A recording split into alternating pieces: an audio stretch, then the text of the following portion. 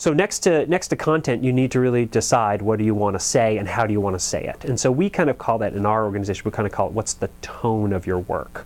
And for us, we are a healthcare provider. We are kind of a controversial healthcare provider. We are also an advocate. We also have strong advocacy goals and mission. So for us, we really strive for authenticity. And I think that you, as a nonprofit, need to just kind of decide what is your voice going to be. Is your voice going to be a somber voice of authority, or is it going to be perhaps a little bit funnier, a little bit snarkier? How are you going to be portrayed? Because your tone is everything. And I think we have chosen probably to be a little bit more serious and sober than maybe other organizations, but it doesn't mean that we also don't and can't have fun with our work.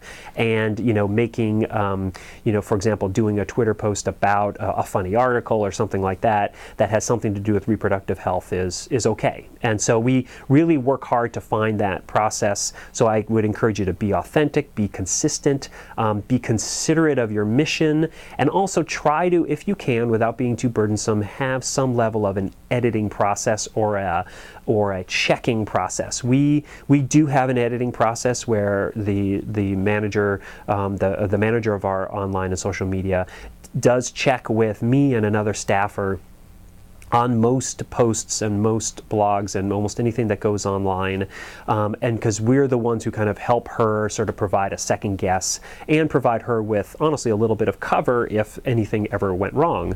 But I'm proud to say that after 3 years we have never had anything necessarily go wrong with any of our content. It's always been in the tone that we want it to be, and I really think you can't overstate the need to keep your tone consistent with what you want your organization to represent online.